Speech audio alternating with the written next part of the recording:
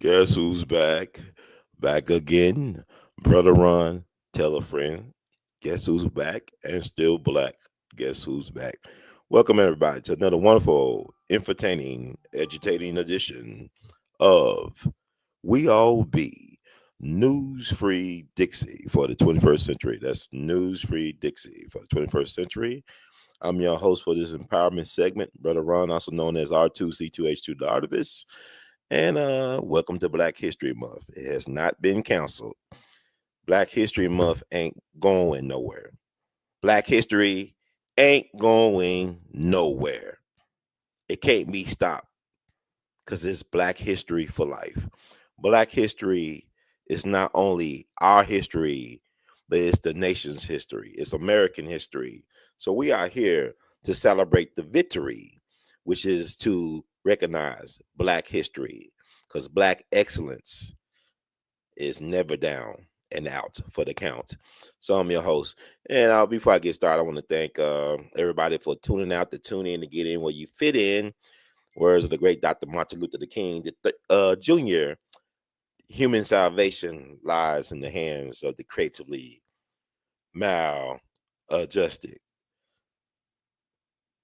Yes, human salvation lies in the hands of the creatively maladjusted. So, with that said, we are here. I hope y'all can hear me. Let me know if I'm coming in with clarity tonight. I think it's very important that I speak on some things I'm not seeing in the news cycle. There's a lot of things I'm seeing in the news cycle that I will touch upon this month. I'll be going live, all the way live for the rest of this month because Black History Matters. We'll be posting content that deals with Black First initiatives. I want to talk about also, we're going to talk about this is a very important year for Black people, but this is also the year of the Black man.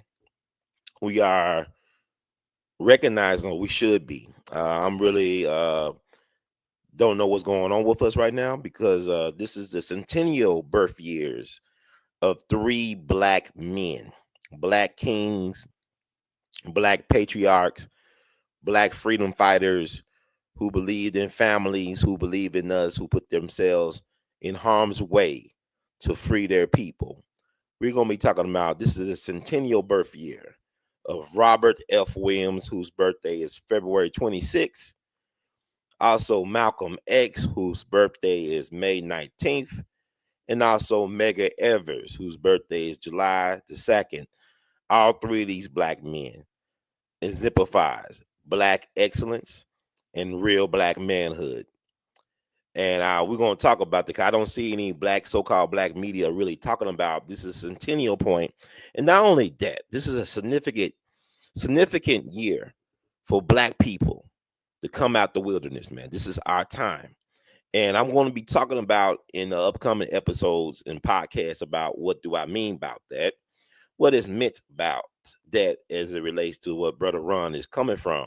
And it's very important to talk about because not only is this year 2025 the centennial birth years of Robert F. Williams, of Malcolm X, of Medgar Evers. This is also the 30th anniversary year of the Million Man March. Whatever you may think about Farrakhan and whatever you think about the Nation of Islam, that is very significant movement. The first Million Man March, which was done, of course, in October of 95, where I believe, over 2 million Black men came together to atone, to refocus, to recalibrate, to reconnect, to stand. But I mean, 30 years later, where are we at right now as a people? So this is very significant. Also, this August will mark the 20th anniversary of Hurricane FEMA Katrina, that trick. So I can't believe it'd be 20 years in August, the Hurricane FEMA Katrina fiasco, doing a hell of a job, Brownie fiasco, right? Or a heck of a job, whatever. We still have Black folks that are unaccounted for from that time period. This is before, Facebook and all that stuff was really big. We were still dependent on 24-hour cable screw news, propaganda by the three major networks. So this is right before, this is on on the eve of the social media breakout with, of course, MySpace and Facebook. So we were still totally dependent on the corporate news matrix for a lot of degrees, right? So I want to, also recognize the 70th anniversary in August will also mark the 70th anniversary of the kidnapping and lynching of Emmett Lewis Till, who was only 14 years old, from Chicago, visiting relatives down in Mississippi, and he didn't come back alive. So we're going to talk about that, how, that's played a role in who we are as a people, and as well as this nation. And this December marks the 70th anniversary of the Montgomery bus boycotts, which happened December 1st, 1955. Ha ha, hush that fuss. Everybody moved to the back of the bus. Rosa Parks said, hell, hell, now. Hell to the now. And that started that 381 straight boycott by black people of the Montgomery bus company. And we're going to, all this stuff is important to talk about, right?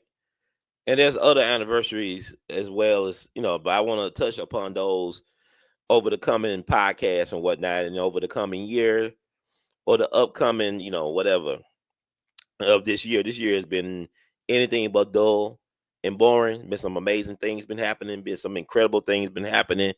And we ain't seen nothing yet. It's February 1st as I do this, but y'all see how January played out. It's insane stuff from beginning to end. And we are only getting started this year.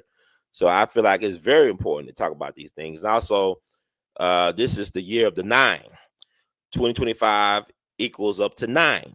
9 is the number, it's the complete number, right? It represents the beginning and ending of cycles, the number 9. 9. This is a GOAT year. This is the year where that you do whatever comes to your mind. Think of the most like off the wall, crazy, insane, just like not regular routine thing you could do. If you want to do that, this is the year to do that. This is the year to do what you're going to do. This is the GOAT year. The number 9. See, I'm a life path 9.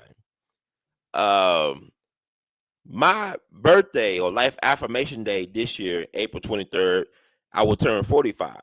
4 plus 5 is 9. This is a breakout year. Remember, last time we had a 9-year was 2016. You see, Trump got elected. I was having an amazing professional and personal year that year. I really was like, this things was just like, I just like had all unbelievable success. I was able to just move around, didn't have to worry too much about money. Money was just coming everywhere. I didn't realize the power of that year being it added up to the number 9. Now the next 9 year we're gonna have, it will be in 2034. So we just had the Chinese, the lunar Chinese New Year, whatever, recognized this week, earlier this week. We just came out the New Year's, it's so much stuff. It's like a rebirth, renewal, a recalibration of everything. But anyway, I want to give a shout out to my alma mater, my high school, Overton High School, for honoring me with a distinguished alumni award this past week, or this week, because I guess Saturday is the end of the week. So I was honored Tuesday, January 28th, at my old high school gymnasium, doing the halftime with the boys basketball game. They were playing East High School, Overton High Wolverines, playing East High School, and my school basketball team or program is doing pretty well. 2 years ago, they won the state championship. It was like our first major state championship for my school, which is known for creative and performing arts. It was like, if y'all go back in the day, that show Fame, I Want to Live Forever, Fame. So I was very shocked that they honored me, honestly, with you all. I was very shocked because I have a lot of distinguished classmates that could have, that were very worthy of being honored, but somebody voted. Somebody loves you, baby. somebody voted for me, or people voted for me to be honored, and I'm just flattered by the whole thing. So I just want to play a couple of highlights from that, and we're gonna get to the main part of the podcast, well, which is going to be worth the wait. And I just want to play that part where I got honored. I'm still like in shock that they honored me, man. It's just incredible. But I want to play some snippets of that. And y'all listen to We All Be News Free Dixie for the 21st century. That's We All Be News Free Dixie for the 21st century. I'm just trying to get the right video prepped. And like I said, Black History is not being canceled. We ain't going nowhere. It's not being canceled. We are right here. We right here, baby. We ain't going. We right here. We ain't going anywhere. We right here. So let's play the highlights. And this is We All Be News Free Dixie for the 21st century. Next we have Ronald Hurd II. Mr. Hurd was class in 1998. He's a chef executive artist. He specializes in knowledge learned and applied as wisdom is earned. All things art, visuals, laws, and music. Last we have Bernicia Michelle Bell. Class of 2.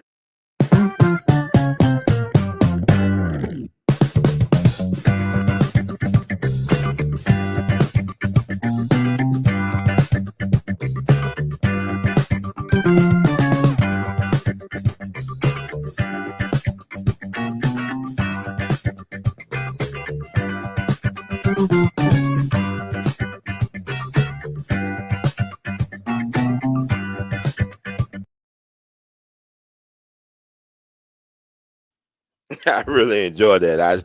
I Shaq the Fool, like Shaq the Fool. Hey, I'm Shaquille O'Neal. I did my thing, man. I wasn't even expected to be honored. I thought it was a practical joke, an early April Fool's joke. When I got the text message, the DM in my Facebook, and I didn't get the email, but the DM in the Facebook and the text message on the cell phone last week, I had no idea that they was going to honor me. And it was amazing to be there because like the alumni got a very distinguished group of people. As far as alumni is concerned, very talented, gifted, creative people. Actually had a chance to meet the one and only Kia Shine. So crispy, with stunner shades, all that stuff. He wrote Drake's Best I Ever Had. He co-wrote that. Man, been around the block. He's an OG, but he don't look the part of an OG. Cause I always trying to figure out, he went to Overton. Was he a Wolverine? Because I came up as a Wolverine. Overton originally was known as the Rebels, and they changed it back in the mid-90s. So I'm trying to figure out, was he a Wolverine like me, or was he a rebel? And it turned out he was a rebel, but good black don't crack. That guy is like he found the fountain of youth. He will be on the show very soon. Kia Shine, he was in the red one with The Rock recently. Did a lot of movies over the years, a lot of TV shows. Got a following on Instagram. Kia Shine doing this thing. He's shine bright like diamond. That's Kia Shine. So it's good to finally meet him. And shout out to Kara Dangerous, because she told me a while back to get in touch with Kia Shine. I told him I knew Kara Dangerous, that we were friends. And he just lit up. So, okay, cool, man. Bet. We got it. We could do this. So anyway, I want to play my acceptance speech that I did. It's like I did it off the cuff, impromptu, and then we'll get to the main thing I want to talk about. But shout out to Overton High School once again for honoring your boy, your guy, your man, brother Ron, R2C2H, the artivist. I feel like it was revenge of the nerd tonight, because I was not the most popular person in high school. I was a nerd. I was a dork or whatever, very shy, very shy. And you wouldn't believe that since the way you see me talk over the years and stuff. But you never know who's watching you, which is a very fascinating thing. You never know who's watching you. You never know. You never know. Also, shout out to Overton Partners in Education for letting me in. Sister Irene Ford, thank you. We love you madly. So I'm going to get to the part of my speech. And then we'll get on with the rest of the show. For this is We All Be News Free Dixie for the 21st century. And we got this. And you know this, man. Yay. Here. About time. God bless. What I doing? This is Brother Ron, class of 98. I ain't been nowhere, man. I ain't been gone. I come back every year doing stuff, and people don't respect a prophet in their own hometown. You know what I'm saying? I was east to reach. You know what I'm saying? If I was out of town, I wouldn't be here. You know with you. That's how y'all treat me, but it's all good. My name is Brother Ron Hurd, R2C2H2 the artist. Class of 98, baby. Blue and gray all day. When it's tonight, it's blue and gray all day. You understand? Came out to Creative and Performing Arts. Dr. Emily Boo Rook was my teacher, along with Ms. Burton, and thoroughly enjoyed coming back and giving back. It's really weird to be honored for stuff I have no idea about. You know what I'm saying? Like, I just do what I do, but people are always watching you. Regardless of what you're doing, you think nobody's watching, people are always watching. And I've been blessed that I have a giving spirit, you know what I'm saying? Because there's a difference between being a philanthropist and being a humanitarian. A humanitarian is about giving up your time, gifts, and talents. You be a philanthropist and hate people. It's a tax write-off. Trust and believe. This is what we're living through right now, 2025. It's a tax write-off. You know what I'm saying? You could give $1 billion back to a charity that caused billions and billions of dollars of damage to humanity. So y'all gotta understand and recognize that, you know, your legacy is the people that you invest in and then investing in you. I happen to, you know, my class year was the year that Miss Hedgeman departed, became a righteous ancestor. And the thing about it is the dead is never dead. Energy never dies. Right. It transcends. So like y'all talking about Dr. Hedgeman, y'all keeping her alive. Right. You know, Brother Ray for doing the job that he's doing, he keeping that legacy alive. At the end of the day, it's all about who you inspired and who inspired you. So my thing is, this is a great year, great way to start the year for me. This is the year of the 9. I don't know if y'all know about numerology and all that stuff, but 2025 adds up to the year of 9. 9 is the number of endings and beginnings. It's completion, cycles and whatnot. I'm a life path 9. I'll be 45 this year. 4 plus 5 is 9. I can't lose. I'm playing with God's money, house money. I can't lose. I'm here tonight. Packed out. They're not here to see me, but God sees me. And the folks I need to see, and I'm reaching, they see me too. So my thing is, I come back here every year. It's about, y'all give me short change and our terms out good. You know, but if I do a Jimmy Lawson Jamboree Festival, we try to inspire people because Jimmy Lawson was the first high school band director in schools for Black children back in the 20s at Manassas. He did that as a volunteer. He took his best high school students. He's credited being the first person in the history of the world to teach jazz studies in a formal educational setting. That's a Black man dealing with kids from North Memphis. He did that. Wow, that's being a volunteer. That was the nucleus of one of the greatest swing bands of the era. He was bigger than Duke Ellington, Count Basie, and all the guys. He owned and flew on airplanes at the time when America did not want to teach Black folks how to fly airplanes. This back in the Great Depression. The man had walk around money he could buy an airplane worth $500,000. But he would always come back to Memphis and Manassas to do free concerts and musician clinics for the kids. He was taken out of here on questionable circumstances back July 12, 47 of New Orleans. We think he was food poisoned. But he's been buried in Elmwood Cemetery since 1947. And Nat D. Williams, one of our great educators and Black radio pioneers, said, let his grave be an inspiration for Black people in Memphis. This brother took kids from North Memphis to the heights of the musical profession and could live anywhere, but chose to live among his people and give back to his people. So that's what I've been doing with the Jimmy Lawson Jamboree Festival Week since 2017. You know, I talked to a good doctor here. I mean, people kind of, whatever, you know, Quinn, you saw what we did last year. It's all about love, man, because my thing, I might not have the biggest bank account, but my heart is bigger than any bank account on this planet. So my thing is, don't forget that we all got a part to play. Like Dr. King said, the only thing to be great, required of greatness is to serve. Just serve. Give the best of your talents and your abilities, and God will bless it 10,000 folds. I'm thankful for being selected among this great company of people. And in the words of the late great Nipsey Hussle, the marathon continues. Thank you.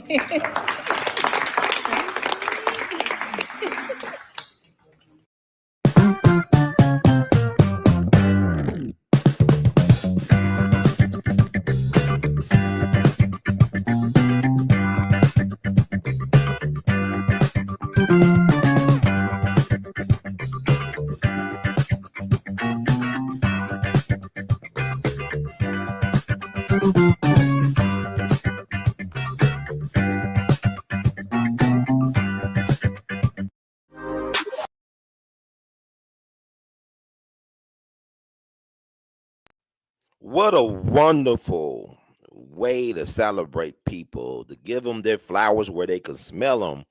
And thank you, Overton High School and everybody that was involved in honoring not only me, but also, believe 16 of my peers in this way. And I was able to enjoy the first time. I never attended a basketball or football game when I was going to high school. Missed out on a lot of things, but it was amazing to attend two basketball games. The girls played first, they won. The boys played last, and they lost. It was close. It went to overtime, but they lost by 10 points. They were down at halftime, but came all the way back to tie the game at the end of regulation, and they lost in overtime by 10. But 2 years ago, almost 2 years ago, they won the state championship, their first state championship we ever won in any of our major sports. Excuse me. That was the first state championship in basketball, and it was very surprising because we actually had some pretty good players when I was there. Yeah, like Marcus Moody and Jamie Rosser, Jamie Ross or something like that. Jamie Ross or something. Ross, but Marcus Moody actually played at the University of Memphis. That great. I think they underachieved. Memphis team with Tick Price, the coach before Calipari came on the scene. Tick Price was more interested in chasing skirts than chasing championships. It seems like, and they brought in Calipari, and y'all know the rest is history. But that team was loaded with some great Memphis talent. Marcus Moody, also Paris London, who was a Hamilton High School standout. The Hamilton High School produced years ago the great Todd Day for the Arkansas Razorbacks. Memphis is a basketball town. We got a unique basketball legacy. Of course, Penny Hardaway, all those great grit and grind Grizzly teams over the years and all that stuff. Anyway, let's get back to what we need to talk about. Get back to the essence. Why are we talking about what we're talking about today or tonight, rather? This is a chance to celebrate. Three black wise men, three black brothers from another mother. It's all about putting black first. Strong black family men, black patriarchs. Robert F. Williams from Monroe, North Carolina. You have Malcolm X, Malcolm Little. You know, that guy. Detroit Red, Malcolm X, though, with L. Hodge, Malik Shabazz, something like that. I might have got it wrong, might have left out the L, but y'all know what it is. It's not a loss, it's a learn, baby. You got Medgar Wiley Evers, World War II veteran, part of the Red Ball Express, fighting against Hitler and fascism, then fighting apartheid and Jim Crowism at home, but fighting Hitler and fascism abroad. Soldiers, every single last one of them.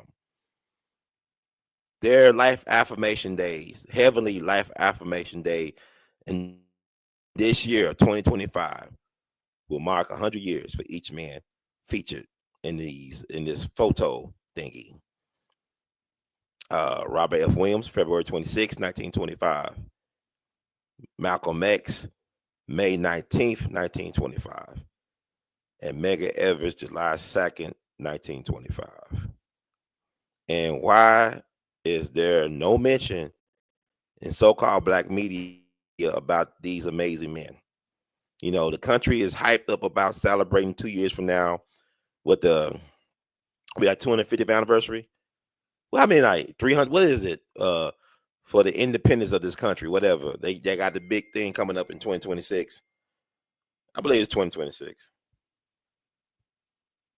Why are we not marking the greatness of these men? I thank God, the universe, so God, and the righteous ancestors for sending these soul brothers down to us for a limited time. Now, the only exception would be Robert F. Williams. He actually lived to be in his 70s. I believe he died October 15th, 1996. And Rosa Parks did his eulogy. Rosa Parks was a big fan, friend, admirer of Robert F. Williams and what he was able to do. I remember listening to an interview that Robert F. Williams did a little before he died, before he passed away. He talked about how he wanted to make Monroe, North Carolina, where he's from. He wanted to be that. He wanted that to be Black people's Mount Vernon. When you talk about Mount Vernon, you think about George Washington, a founding father of this country, the first president under this current constitution. That George Washington, he saw himself as a George Washington-like figure, Robert F. Williams.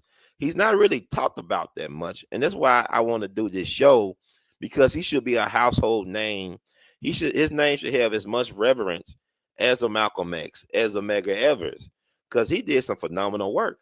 Because what I'm talking about, Robert F. Williams, he was the real deal, man. And I'm just gonna keep it short. Robert F. Williams was truly operating behind enemy lines, right? He, like Medgar Evers, was a World War II veteran. He was a Black Marine, which was rare back then. The Marines, they didn't want to have Black folks, whatever. But he was a Black Marine. He was very skilled at martial arts as well as handling a gun.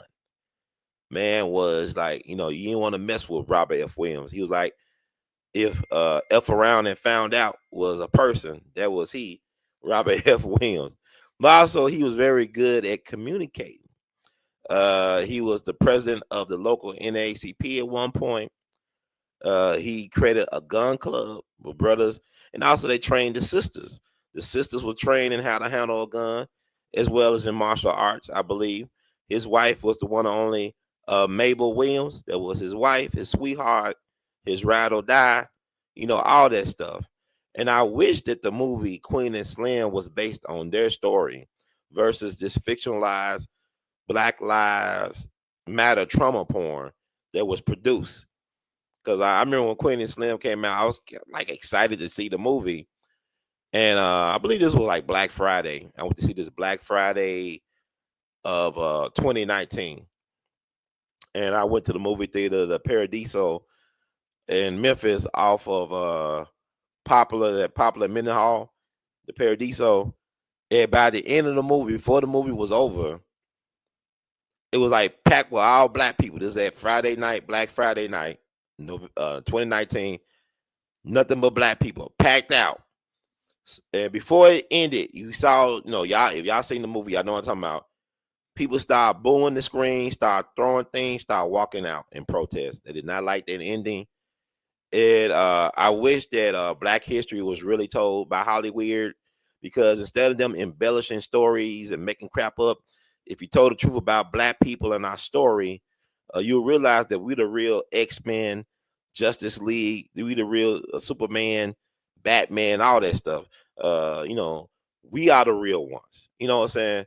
And Robert F. Williams was a real one. Like I said, he was the president of the local NAACP down in Monroe. He had a gun club. They practiced martial arts. They got into it with the Klan. North Carolina probably was like the biggest Klan state at one point. They had thousands of Klan. Where he lived at, a huge majority of the white population were in the Klan or associated with the Klan, including law enforcement. So it was no thing for Robert F. Williams and his people to get into gunfights with the Klan, even at their home. They got into so many gunfights that their insurance companies dropped their policies because their houses and cars kept on getting shot up by the Klan and whatnot and their supporters. But Robert F. Williams said something in the last interview, one of the last interviews he did. He said something that was really interesting. He said, when we was fighting the Klan, we never lost nobody. When we was fighting, when we was practicing self-defense, he didn't lose one person. Think about, we tell about the civil rights movement. We think about Emmett Till, the three civil rights workers, Swerner, Cheney, and Goodman, Freedom Summer. You think about the assassinations of Malcolm and Medgar and Dr. King. And here this guy is who saw himself as the Black George Washington, who saw Monroe, North Carolina as the Mount Vernon for Black liberation and Black Just Us and Freedom, he said we never lost one person. When we fought back, we didn't lose nobody. And I want to just bring this message home because Robert F. Williams wrote a book that should be read by everyone called Negroes with Guns. He wrote that book. He was an inspiration for Huey P. Newton and the other co-founders of the Black Panther Party for self-defense out in Oakland in the Bay Area. But Lowndes County, Alabama, had the original Black Panther Party associated with the one and only Kwame Ture. They was lock and loaded or loaded and locked down in Lowndes County. They was getting get buck down in Lowndes County, Alabama for their mama. They was doing country grammar. You know what I'm saying? But Dr. King was kind of at odds with his philosophy. But the thing y'all know about Dr. King kept black dudes armed around him. Yeah, I said it. Dr. King kept armed black men around him. Case in point, he completed James Meredith March Against Fear. James Meredith was the first black person to be admitted into Ole Miss and to graduate that we know of. Like, he was the first. You can look at him, he black, or he's classified as colored black. And the federal government had to come in there with troops and stuff to get him into school. Some white folks lost their lives, including a journalist from France, I believe, lost his life when they're trying to get James Meredith into Ole Miss. Medgar Evers wanted to become a lawyer. He was trying to get into Ole Miss. He couldn't get in, but he helped James Meredith get in. But James Meredith was a civil rights icon, and he was doing a march against fear, a one-man march into Mississippi. He got shot on the highway by a sniper, so he couldn't complete the march. So Dr. King and the Southern Christian Leadership Conference, along with people like SNCC, like Stokely Carmichael, Kwame Ture, and his right-hand man we know as Mukasa Dada, the great Mukasa Dada, they complete the march for James Meredith. But what they don't tell you in the narratives is that Dr. King had armed black security detail, courtesy of the Deacons for Defense from Louisiana. They were helping guard Dr. King and the VIPs. I actually know a guy named Dr. Kobe Smith, who's one of the co-founders and leaders of the Memphis Invaders. There's our version of the Black Panther Party for self-defense in Memphis back in the day. He was a part of the March Against Fear. He talked about how it was like the March of the Absurd, because here you had their march and Dr. King and the supporters march with Dr. King, had the Deacons for Defense, covering Dr. King's six and all that stuff. So he had armed security detail. You had the FBI, the state troopers, all them marching. You had the Klan. They were marching as well. Everybody was marching behind each other, on the side of each other. And Dr. King, and I'll tell another story that I know. I mean, I'm telling you stories from people that were there. And I remember I had a conversation. I used to go down to Jackson, and before I would leave Jackson, I'll try to check in with the one and only Charles Evers, who was the big brother of Medgar Evers. I'll try to check in with him. And on no scheduled visit, just me popping up, trying to catch him, because he was running a radio station down in Jackson, in the Jackson area. So I'll just pop in when I was in Jackson. I remember one time we was having a conversation, and somehow we brought up Dr. King, and Charles Evers, just the big brother of Medgar Evers, who lived to be almost 100 years old. He died during the COVID year of 2020 in the summer at the ripe old age of 97. And this around the time, he died around the same time as Reverend T.T. Vivian, one of Dr. King's closest lieutenants, as well as civil rights icon John Lewis. They all died in that summer around the same time. But they disrespected Charles Evers. The NACP did not run any obituary tribute like they did for C.T. Vivian and John Lewis. For Charles Evers, I think that's a crime shame, because he got a New York Times obit, which is great. He deserving. But Charles Evers was a G.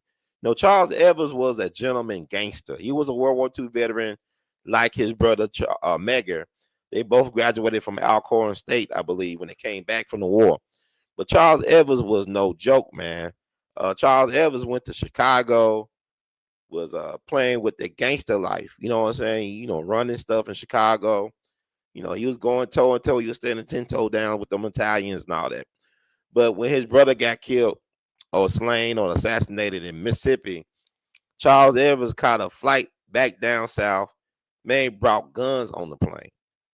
This is a black man. He brought guns on a plane, on an airplane. It's so much different now, post 9/11. But this dude brought guns on an airplane, ready to go to war in Mississippi, ready to put those guys who got his brother in the ground, having them push daisies, end up taking his brother's place in the NACP, ran and became, like, I guess, the first black mayor of a Mississippi town since Reconstruction. And it's kind of like, I think, the first black mayor of a mixed town, because you had Mound Bayou. So I think he was the first. This happened back in the late 60s. He got all types of awards and accolades. He also was a political maverick. First was Democrat, Republican, independent, Republican, whatever. And he was a true diehard staunch Trump supporter. He supported Donald Trump. Like, it was a lot of controversy when Donald Trump came down for the opening of the Civil Rights Museum in Mississippi. People wanted to protest, but Charles Evans met with Donald Trump.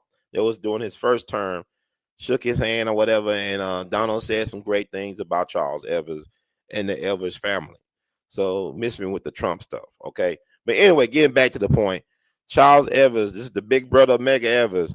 He told me, well, Ron, Dr. King used to run. He didn't walk. He used to run to my home. He stayed with me. He would say, well, Charles, I feel so comfortable. I feel so secure because you got all the guns and goons. And then Charles Evans, like in the movie, he reached into his desk drawer, pulled out his revolver. He said, Ron, I believe in the 3 Gs: God, guns, and goons. I love that. But anyway, Robert F. Williams believed in God, guns, and goons too. He's getting a shootout with the Klan, didn't lose one person. Then one day, it was a race riot that happened because you had the Freedom Riders coming through. And Robert and his people said, we're going to hold them down. We're not going to let them get beat up or even worse, done worse by mob violence, because they'll come into deep Klan territory, because North Carolina was Klan deep. Like I said, where Robert F. Williams lived, a majority of the white folks were Klans people. And they compromised law enforcement and everything. So what they said, they held down on Freedom Riders. There was a race riot that popped off. A white couple who were anti-black were in the black part of the town with the race riot popped off. Robert F. Williams saved their lives. He forced them into his home for their own protection. And then once everything kind of, simmered out a little bit, he allowed them to leave. But the powers they think they be, but they ain't, said that he kidnapped the white couple. So he became an enemy of the state. He was public enemy #1 of the FBI, because kidnapping is a federal thing, I guess. Since the Great Depression and all them. Think about Machine Gun Kelly and all them guys used to kidnap people for ransom. It became a federal thing. So the FBI was involved. So Robert F. Williams' life was on the line. So him and his family had to leave not only the state of North Carolina, but also the country. And I want to shout out, I knew about Robert F. Williams for years, right? I just had so much respect for him and Mabel, his wife. And come to find out, my blood cousin, Julian Mayfield, a great Renaissance man, a poet, a writer, actor, playwright, whatever we'll call it. Just a Renaissance man. He was the speech writer for President Kwame Nkrumah of Ghana. His wife, Dr. Anna Livia Cordero, was the personal physician of Dr. W.E.B. Du Bois.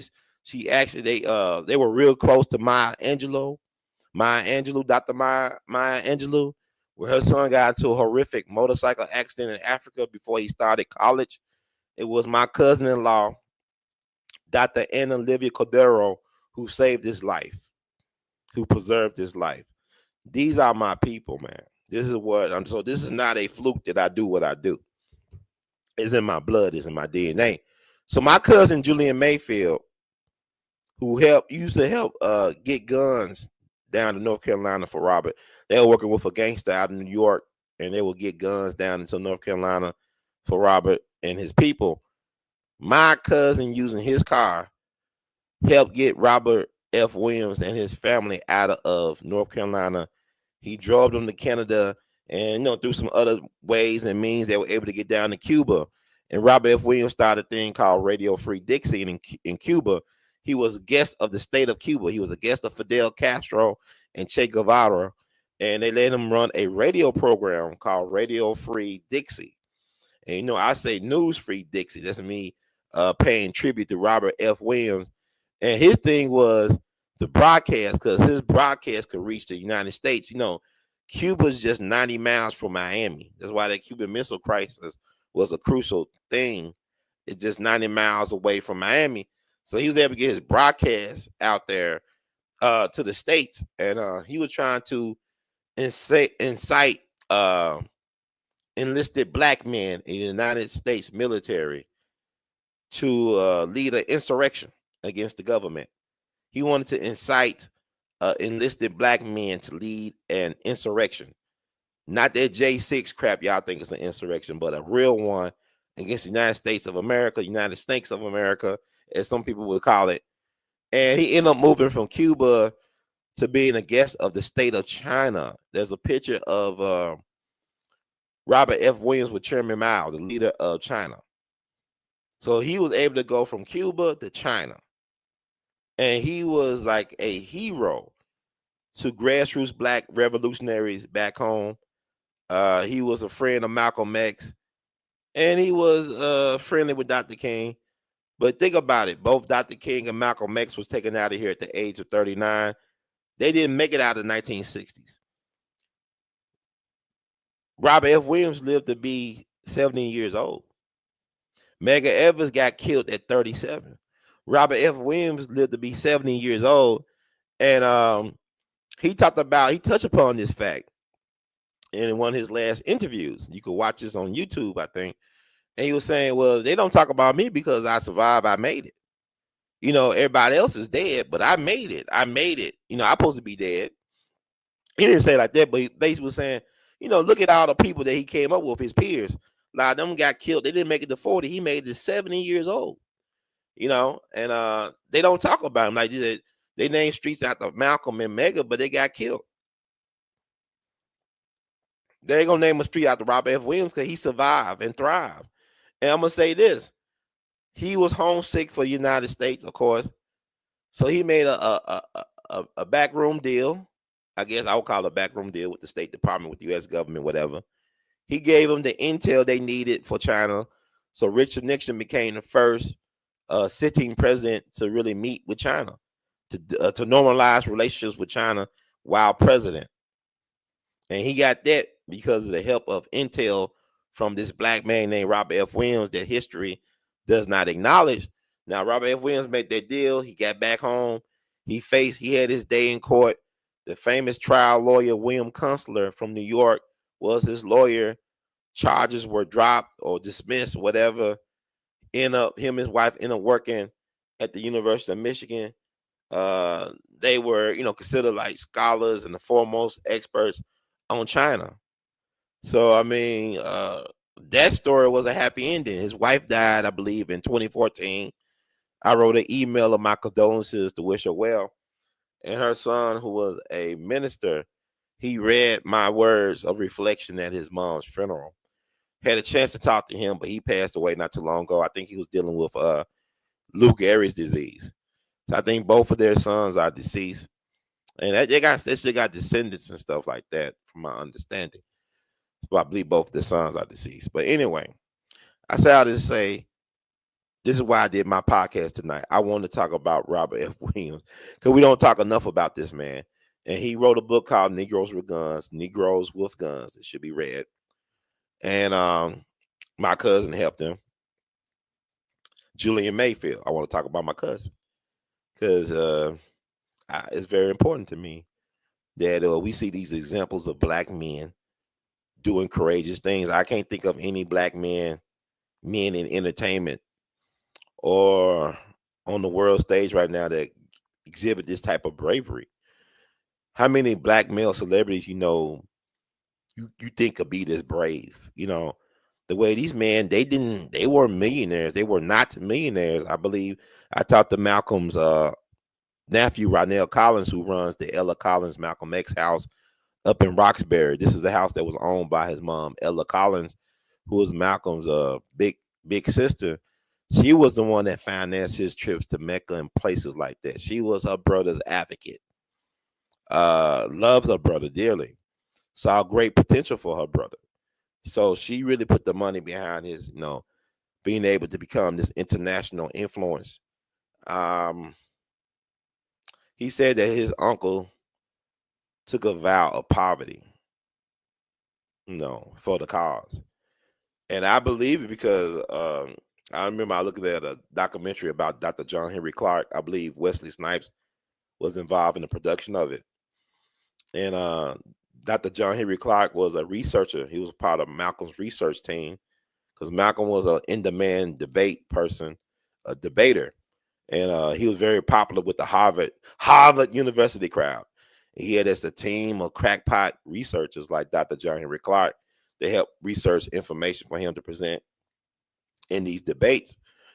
And he talked about how they was having coffee at a place, I think it was a coffee shop, and that this guy who represented Orthodox Sunni Islam. Sunni Islam is the majority of Islam practice, I believe, Sunni. He was a representative of the Orthodox Sunni Islam. I think he was from the Middle East. He offered Malcolm somewhere between, I can't remember, like it was a high number. I believe Dr. John Henry Clark either said like $2 to $3 million, somewhere in that number, maybe $2.5 million. Malcolm just turned him down flat. He looked at the guy and said, "Look, I'm turning him down," and just continued the conversation they were having before that. Uh, what do you do with a person that would turn down $2.5, $3 million? How can you buy that person? And this is like $2.5, $3 million back in the 1960s, right? So how much would that be in inflation times today? This man turned down that large amount of money for something that he believed in that was greater. He believed in the liberation of his people, and they took him out of here. And Malcolm X is connected to my cousin Julian Mayfield. When Malcolm used to visit Africa, in particularly Ghana, he would stay with my cousin and his wife, Dr. Anna Olivia Cordero. Malcolm would stay with them.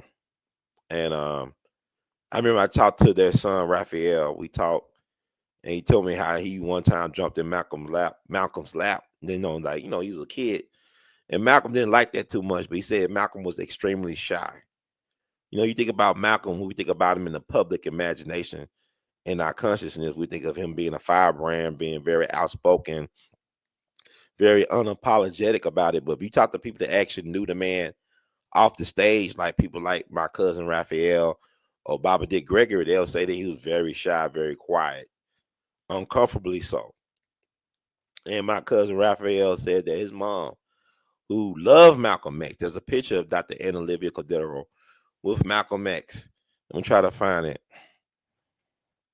This is my cousin-in-law. I come from some very like I do these things too as a way to preserve the history because a lot of my relatives are not familiar with this history, and I just came upon this history just by living my life, doing my God work, and I just want to preserve this for my people, but as well as future generations need to know about these amazing men and women. I'm gonna show my cousin-in-law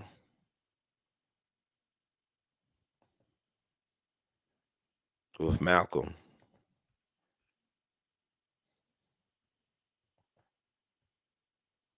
And this is very important to talk about. That's why this Black History ain't gonna die, y'all. Let me see something. Trying to show a better picture. But man, my people, man, I come from revolutionaries, man. I come from revolutionaries. I come from the real deal. That's why I'm cut the way I'm cut, I guess. I come from the real deal. And I'm proud of these people, man. Ancestors are never dead. You can call your ancestors. Call them. They're waiting to hear from us, man. and they ready to go to war with us, man. And I say it's like I tell people all the time, mostly dead people help me more than anybody. It's the dead, but the energy never dies. I don't believe in death. Energy never dies. So I want to show this picture of my cousin. This is w.e.b, cousin-in-law. News Free Dixie for the 21st century. Yep, yep, yep. Got this picture.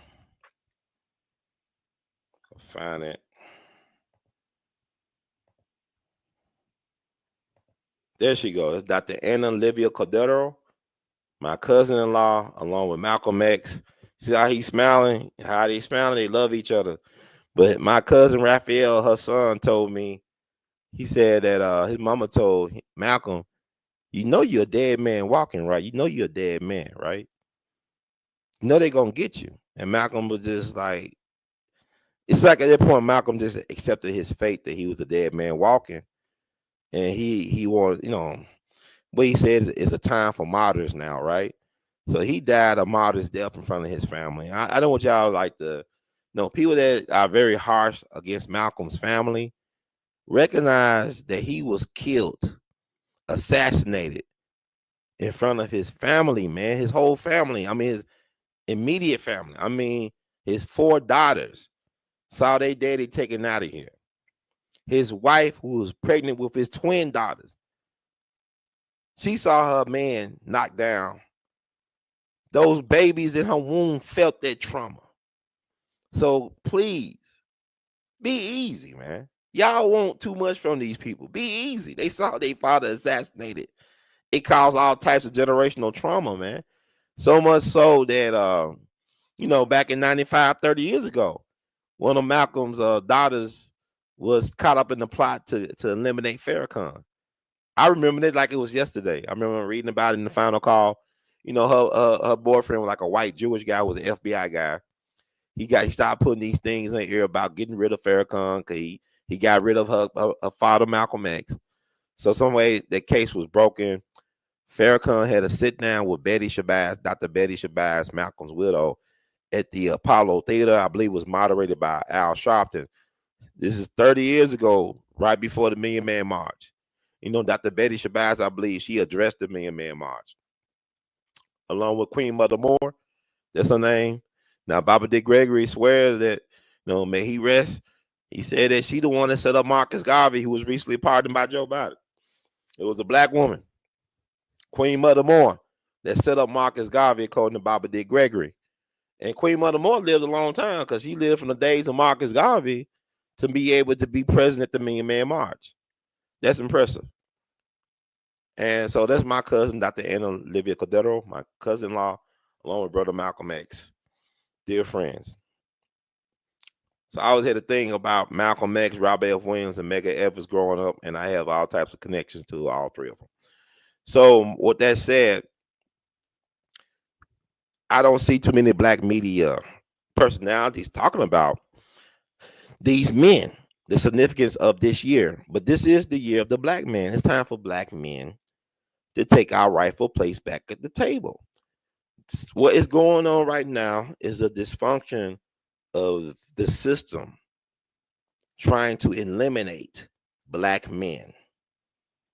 I didn't say black males. We got black males. I mean men, people who took an oath to provide and protect, to lay down their lives as they lay down the law for the upliftment and the empowerment of their people. That is what I'm talking about. That is what's missing in this time. There are no real black men in leadership positions. And when I say black men, yes, of course, there's males, there's men, but I mean black men that stand on black business. I don't see any black men in the political arena that advocates for black American natives. Now, there's a new term in the lexicon. Excuse me, just dealing with some throat issues. I'll get that point. We got ADOS, American Descendants of Slaves, right? We got FBA, Foundational Black Americans. Now, Brother Ron got this. This is what Brother Ron is presenting to you all. February the 1st, 2025. So when we talk about the origins of this term, it came out of Brother Ron. This is Brother Ron. Black American Native, Black American Natives, Black American Native Descendants. Bands. Bands make them dance. Bands make them pay. Reparations on today. Bands make them pay. Reparations on today. So Black American Natives, that's why I call myself. I'm Black American Native. Trace my lineage all the way back to the beginning of this republic. I could name the names of ancestors or ancestors that fought in the Civil War, fought in the American Revolutionary War, all that stuff. And somebody said something. You said France Fanon is a member. Okay, add them into it. That's interesting because it's something about people born in 1925. I'm gonna say it's something interesting because I know the great jazz drummer. We just lost a great jazz drumming legend, GOAT. Roy Haynes passed away November 12th. This of last year, he was 99 years young. He made it to March of this year, he would have been 100. And I was looking forward to celebrating him because I had a chance to meet the great Roy Haynes on his birthday weekend back in 2016. He was playing some gigs at the Blue Note in New York, the Blue Note Club, and he had guitar legend Pat Metheny playing with him as well. I had a chance to meet Roy Haynes and present him with a Jimmy Lunsford Legacy Award. And what's unique about Roy Haynes is that his first music teacher, Herbert Wright, who was a neighbor of his, killed one of my music heroes, the late great James Reese Europe, the jazz lieutenant, the band director of the Harlem Hellfighters jazz band for the New York National 15th Guard, National Guard, right? New York National, the 15th, they came like the 369th, the Harlem Hellfighters. He stabbed his boss, James Reese Europe, during a concert they had in Mechanics Hall up in Boston back in May of 1919. He served about 8 years in prison. Ended up staying in Boston and Roxbury, where Malcolm ex-sister, she lived in Roxbury. Louis Farrakhan grew up in Roxbury, very powerful black community historically up in Boston, Roxbury, and that was his neighbor who taught him how to play drums. Herbert Wright came from the famous Jenkins Jazz Orphanage down in Charleston, South Carolina. A lot of jazz greats came out that orphanage, including the great Cat Anderson, who hit all them high C's on the trumpet for Duke Ellington. Just brilliant musicians. So it's interesting. But Roy Haynes would have made it to March of this year. He would have been 100 years young. So, and France Fanon, I read some stuff about here. And the CIA got rid of France Fanon at the Bethesda Naval Hospital. He came over here for treatment, and they got. I believe he had leukemia. Leukemia, excuse me. He talk right, but let me look through this. So much stuff going on.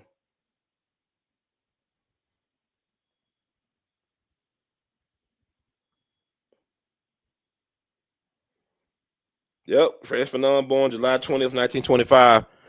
Name y'all please in the comment section or through this live, drop names of famous black men born in 1925. I think we're on the trend here, but I am focusing on Malcolm X and Medgar Evers and Robert F. Williams.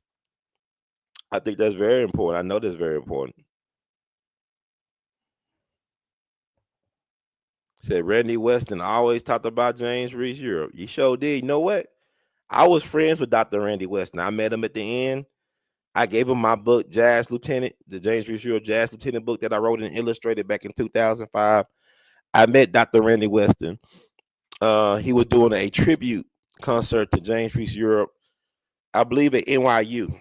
And I believe this was back in the fall of 2014, if I'm not mistaken. It was 2014 or 2015. And I had a chance to interview him back in 2016. Let's see, I'm just getting these messages. Try to make sure. Can y'all hear me? Let me know. You see me? Can you hear me though? So Dr. Randy Weston was cool. I love Dr. Randy Weston. I visited him in his brownstone up in Brooklyn for a couple hours. I interviewed him for my upcoming Jimmy Lunsford documentary. And I remember I felt him when he passed away. He passed away Labor Day weekend of 2018. And I felt when he passed away because I thought about him. And Dr. Randy Weston would say, he said, run. America is Africa. No, Dr. Randy Weston, his dad was from Panama and his mom was from Virginia, and they were both Garveyites. They were followers of Marcus Mosiah Garvey. So Dr. Randy Weston was a powerful. He met his beautiful bride, his wife. He spent a lot of time in Africa. He met her in Senegal. His wife that he had when he passed on, I believe she was from Senegal, France or whatever, one something like that. But also, Dr. Randy Weston is unique because his Jagnas, right? His two Jagnas were legends. Thelonious Monk, one of my favorite musicians of all time, and Langston Hughes. They trained Dr. Randy Weston. They were his Jagnas, his master teachers. Langston Hughes loved Randy Weston so much that he put in his will that he had to play his funeral. I think he paid him union scale, something like that. Dr. Randy Weston wrote an autobiography about his life. Thank God he's a righteous ancestor. Love Dr. Randy Weston. He was very passionate about James Fish Europe, this small world. Yes. Thank you. You can hear me. Thank you. I'll just make sure I come in clear. I don't want to be too clippy. Because I can't hear. Thank you for listening, for consuming, for letting it reach you. Whatever I have to give, I love it. We love you madly. Thank you, Nori. Appreciate you. Did you see Venus next to the moon? No, I'm inside right now, but there's a lot of weird stuff going on in 2025. Just stay alive. There's gonna be some interesting things popping off, and we only at the beginning of the year.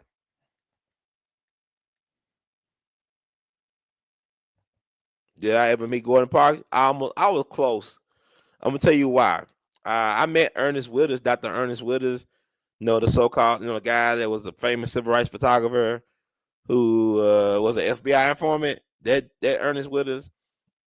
I met Ernest Withers over 20 years ago in his studio on Beale Street, which is now his gallery. It's the Withers Collection and Gallery.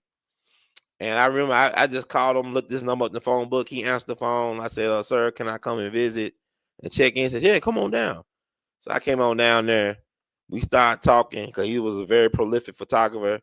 He got so many. I mean, he took pictures of the Emmett Till trial of the brothers who killed Emmett Till. He took that famous picture of Emmett Till's great uncle Mose Wright pointing bravely towards the white man who kidnapped and killed his great nephew. And I asked him, I said, have you ever met Gordon Parks? He looked at me and said, have I ever met Gordon Parks? He reached into his wallet. He had a picture of him, Gordon Parks, and Russell Simmons at Gordon Parks, one of his birthday parties up in New York. That's the closest I ever met Gordon Parks through Ernest Withers, through his photo. So, with that said, I want to encourage people to not wait on. See, my thing is people got this Trump derangement syndrome about the canceling of Black history. I never learned Black history in school. I never did. I'm going to tell you, I never learned about Black history in school. There's a lot of things I never learned in school. I learned outside of school. The reason why I know about Black history when I was a kid was because I was going to the school library, on to the public library, and check out books about Black people. Or when I was getting kept by my grandmother, my mom's mom, the late great Hattie Mae Taylor, and also my grandfather, the late great Arthur Taylor Sr. She had a World Book Black History Encyclopedia, one edition from the 70s. When I was in elementary, I would take that big Black history book, that World Book Encyclopedia did, would sit on the floor of my grandma's living room because I couldn't sit on the couch because it had the plastic on it. It was only for special guests and relatives to sit on the couch. I couldn't sit on the couch. So I sat on the floor Well, open that book and read that book for hours as an elementary school kid. And that's how I learned about Medgar Evers and Paul Robeson, the Four Pillow Massacre. So many different things about Black America I learned from that book alone, as well as listening to the elders talk about their experiences growing up in Jim Crow South and all that stuff, or serving in the military back in the time, back in the day. And so I never learned Black history from school. It was always after school on my own. I was a self learner. I remember when I was in third grade, and I didn't care about making the honor roll, or even, man, I would just do weird things. I said, how did I get by? Like, I had this second grade teacher, this black woman, beautiful black woman named Miss Bolden, and I would actually do my homework and never turn it in. For the whole year, I would do my homework and never turn it in, and I got passed. She passed me. Third grade, I wasn't no honor roll student. I was just making. I was an average student. And I remember when the teacher asked the class, "Who do y'all think is the smartest person in the room?" A lot of people said it was me. And this white boy who was my best friend at the time, his name was Sean. I thought he was my friend. Oh, they fooled me too. He said, "How's he the smartest person? He doesn't even make honor roll." And he makes honor. He made the honor roll all the time. It was this black kid named Ruben. I ain't gonna never forget this. He said, "But he knows all the presidents." And then everybody started shaking their head. Mm-hmm. Yeah, he know about the presidents. I used to check out books about presidents of the United States, read biographies on Andrew Jackson and stuff like that about different presidents. So they knew that I was a unique person back then. But I may not have always made the honor roll. I didn't start really making the honor roll till my fourth grade, as a dare to myself. And I can make the honor roll. I started making the honor roll because I think a lot of us are like that though. We're not challenged by the system like we should be, and so we start getting too comfortable, getting in a rut and stuff like that. So thank God I had enough sense to challenge myself, to have enough intellectual curiosity to pursue these things outside the classroom. So the Black History piece, people talk about, well, they ain't gonna teach. They never taught Black History. School is only qualified to teach reading, writing, and arithmetic. Knowledge of self is is not learned in school. You learn knowledge of self from your home, from your village, from your people. Knowledge of self is a thing that should be taught at home at an early stage. Your foundation, in order to succeed and excel in this life, at your foundation, you got to have knowledge of self. You got to know not only who you are, but who's your people are and where they come from. If you don't have that, then I mean, it's only so far you can get, because that inspires and confidence. When you know your ancestors' stories. If we don't tell their stories, they get no glory. So it inspires a confidence in you. It gives you a certain type of swagger to show up in the world, and even to show out. When you know who you are and where you come from and who's your people is. So your schools ain't responsible for teaching you who's your peoples is. When I hear people say, "I never learned that in school," you're not supposed to learn certain things in school. School is a indoctrination into the matrix. It's to help you get the skill sets to navigate the matrix. Now, if you want to learn about who you are, uh, that you can't do that through that matrix, not the school matrix. Not the way it's set up currently. It's got to be rebooted. So with that said,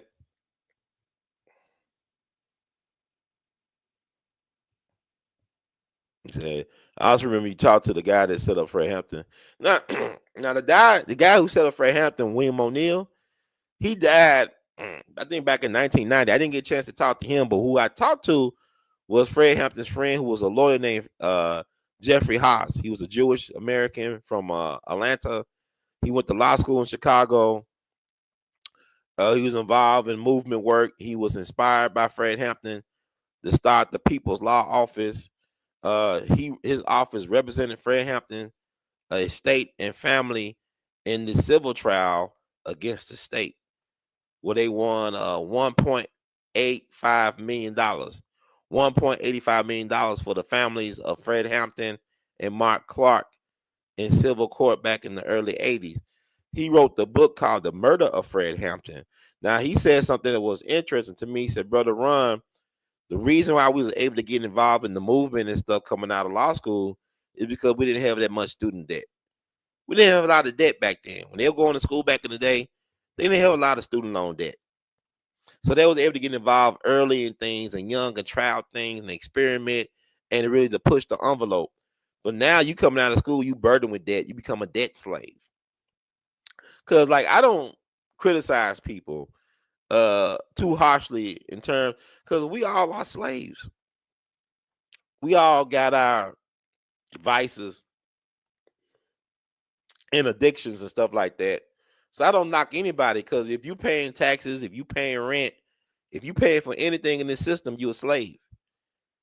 You know, to be really free is a scary thing. Freedom means no social security. Freedom means no insurance. To be really free. So yeah, we all slaves by another name, man. But yeah, that was deep. That Jeffrey Haas conversation. Now I talked to Fred Hampton's brother as well, his big brother. His whole immediate family, they passed on to glory. I talked to his mom on the phone briefly. Uh, I thank her for raising a son like Fred Hampton. And a lot of people don't know that Fred Hampton's mom used to babysit Emmett Till. So this woman witnessed the death of young black boys and black males a lot in her life, a lot of trauma with that woman. She babysitted Emmett Till, and her biological son was Fred Hampton Sr.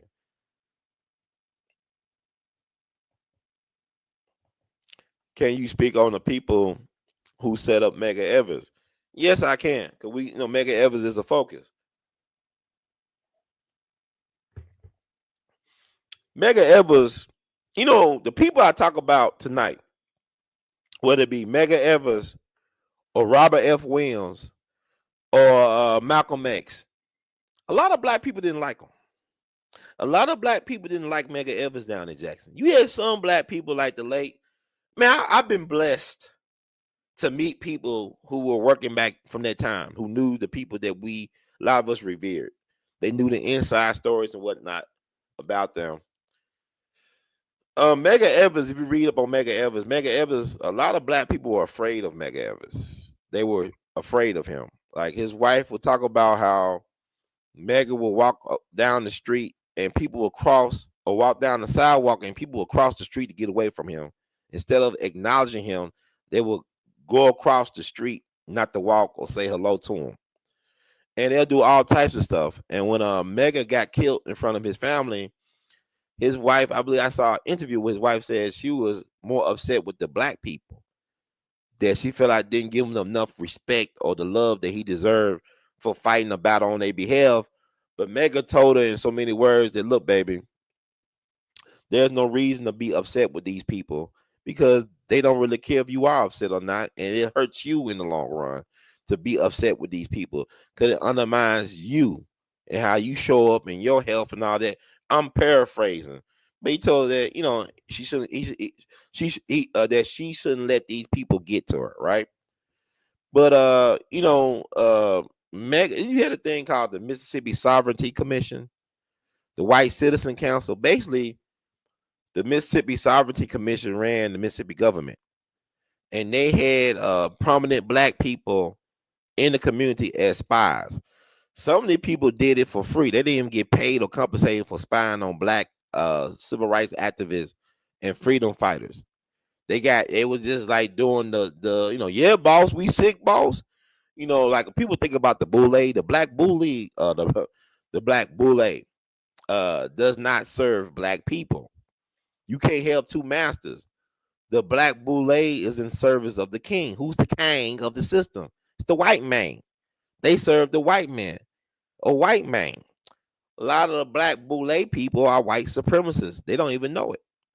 See, my thing about people is you could be a racist and not be a white supremacist.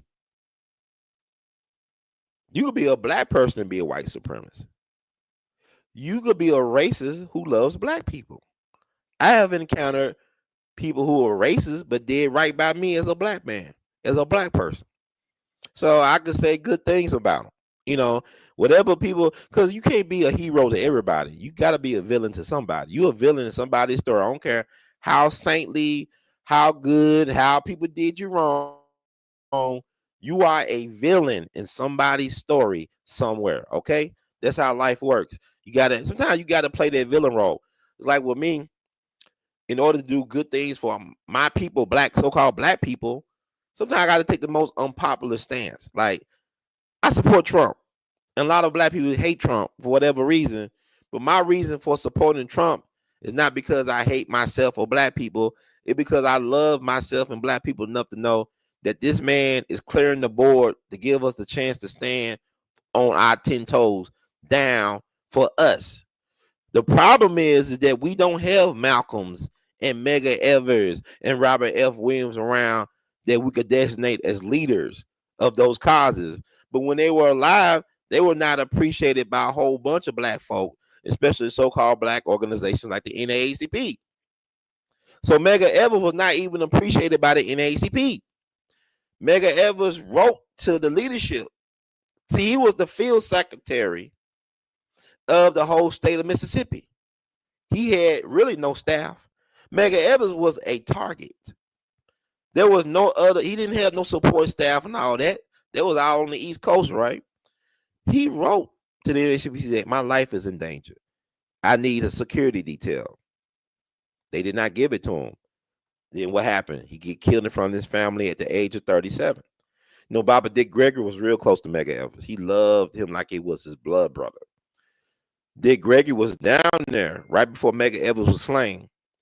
What happened to him was that his son, Dick Gregory Jr., passed away sudden infant death syndrome, SIDS. So he was down there, like Dick would say, I was down there ready to die with my brother Medgar Evers. I was down there, I went down to Mississippi to die with Medgar Evers. And then Medgar Evers got the call from Lil, Dick's wife. He told Dick, man, you got to go back home, man. You lost your son. You need to be there with your wife. So Medgar drove Dick to the airport, I believe, in Memphis, and they cried because they knew that was going to be the last time that they saw each other. I feel like that's one part of the story. I talked to Dick about it, but um,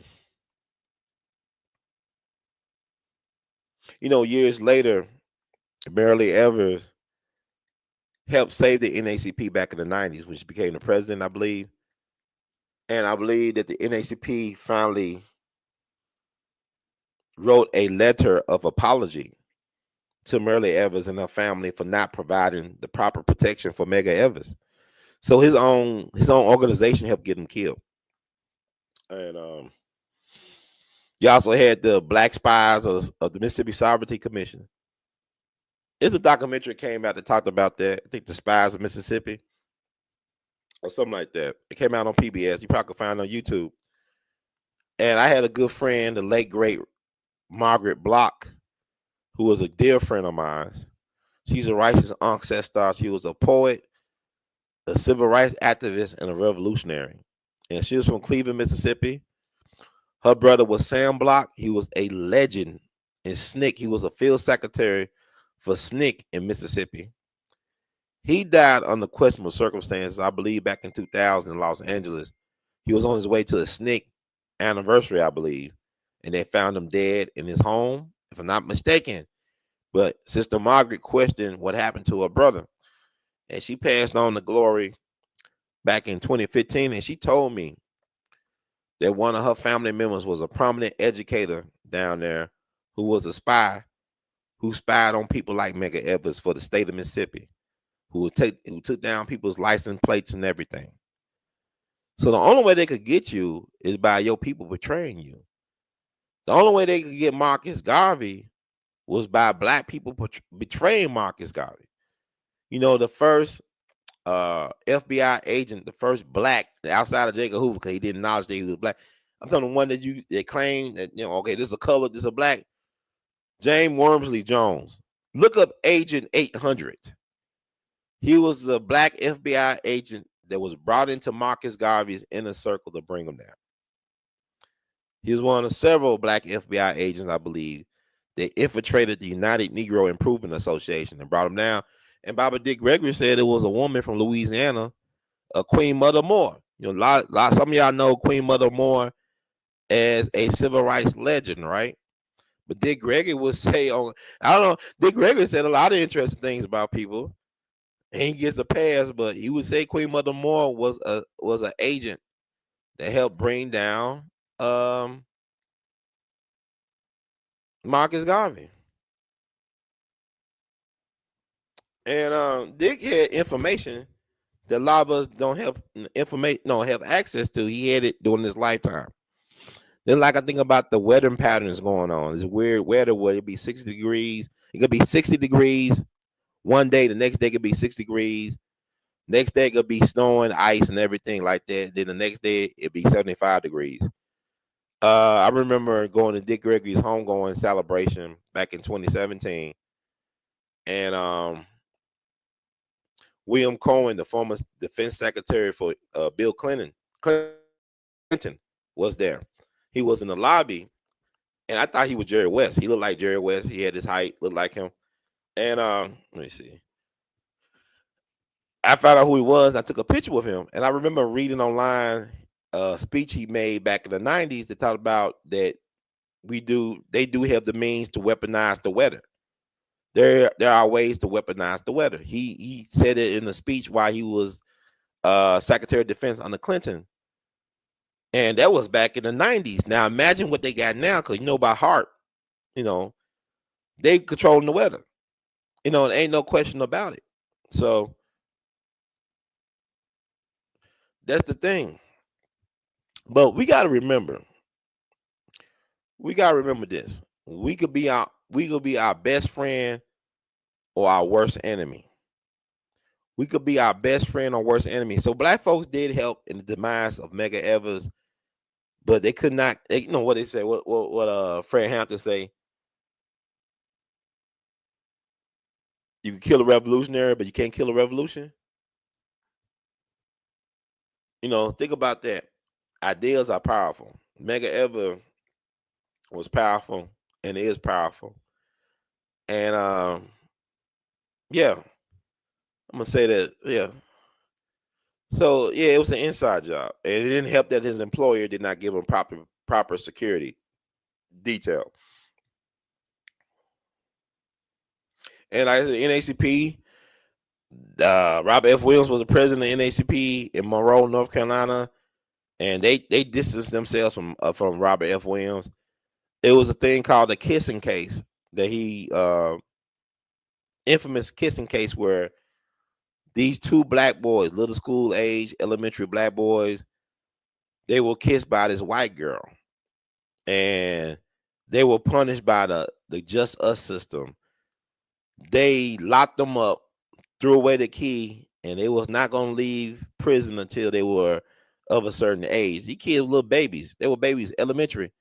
And Robert F. Williams had a letter writing campaign. There was no social media back in the day. There was no email. He just sat at a typewriter writing letters, sending out to different agencies and individuals to bring attention to what was going on in North Carolina. And by him doing that letter writing campaign got them little boys out of prison. Look up the kissing case. Why don't we talk about Robert F. Williams like we do Malcolm X, like we do Dr. King? Because he actually made it out his 30s. Like I said, he lived to be 70 years old. And if you talk about Robert F. Williams, it gives the people too much hope.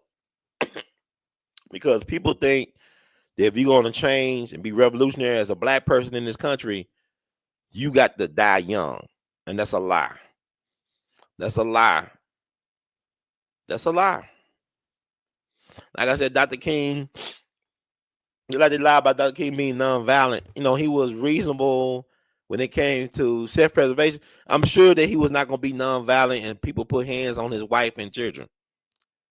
And I wouldn't expect them to be nonviolent.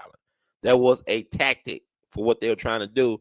And what people don't understand is that the marches and stuff did not win any gains in the movement. What won in the movement was the boycott, the most important boycott that needs to be studied. The Montgomery bus boycott was an early victory, and it came not because of sympathetic white liberals from up north. It happened because black man, woman, and child got on the same page, and the paradigm shift. You had black people not riding the bus for 381 straight days. Black folks invented Uber and Lyft. You had black women before that bus boycott started. You had black women that were getting violated by white police officers and bus drivers down in Montgomery. When that boycott went on, that stopped. Immediately, it stopped.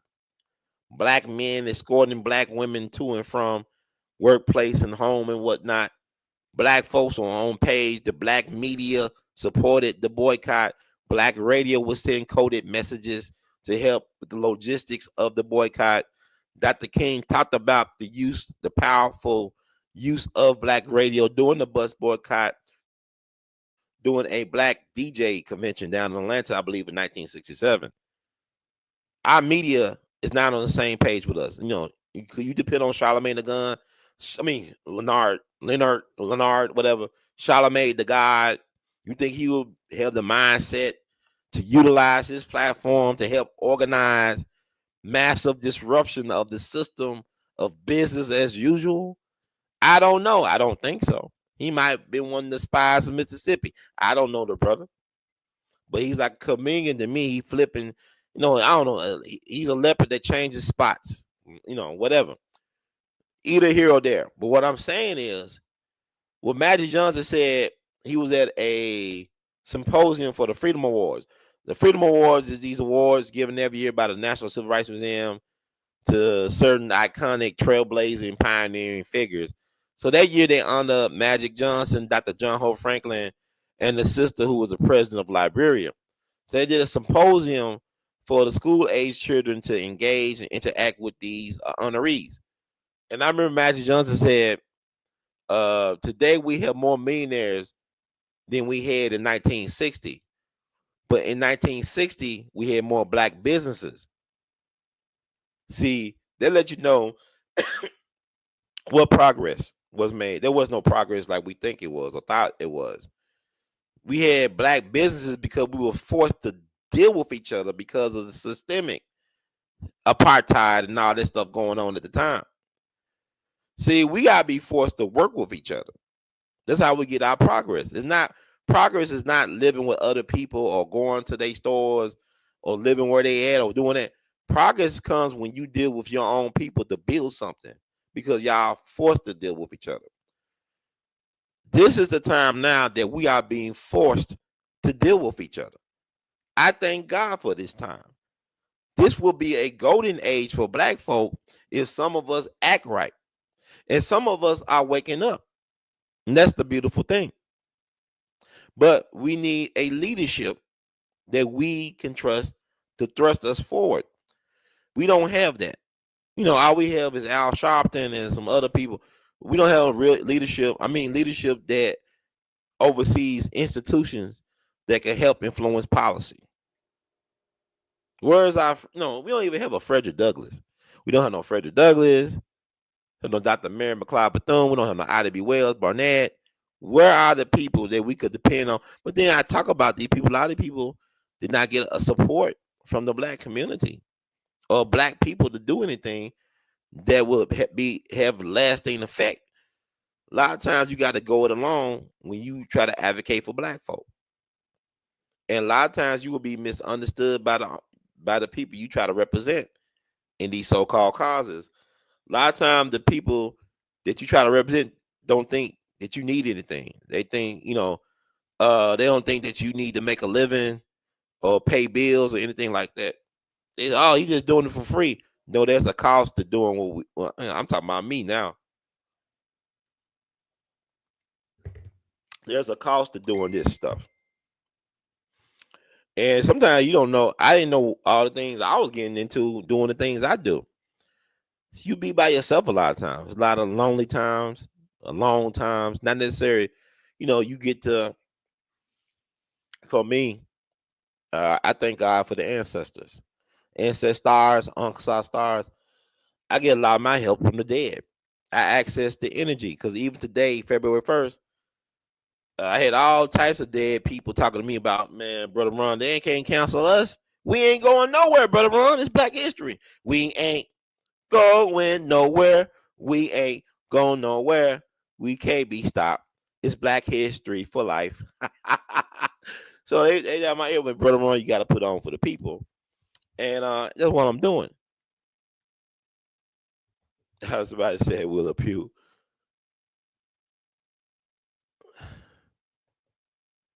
I want to have Willa Pugh. Why didn't he have Willa Pugh on back on my show? He don't like me right now, and that's another story. I like Willa Pugh.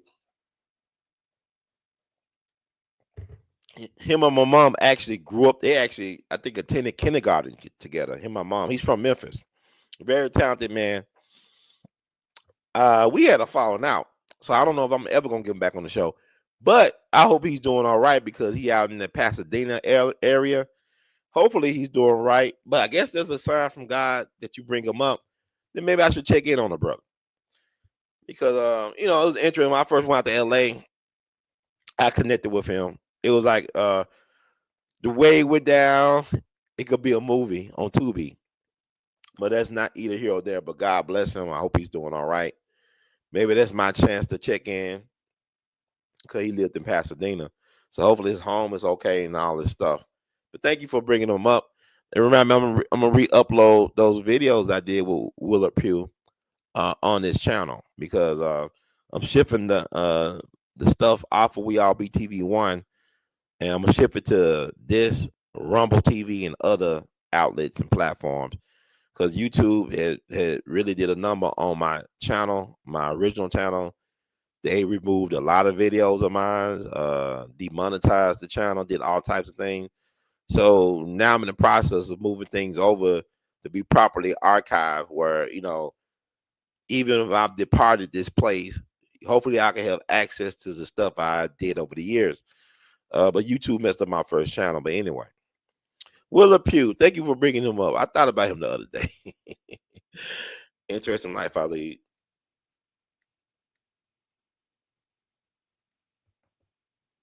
What about John Steeney? You mean George Steeney, the 14-year-old kid that got electrocuted by the state of South Carolina?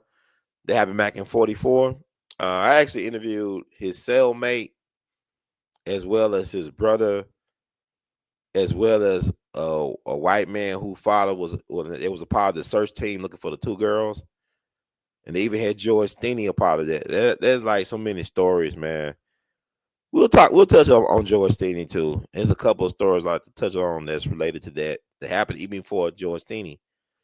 Just we went through a lot of stuff as a people, man. But I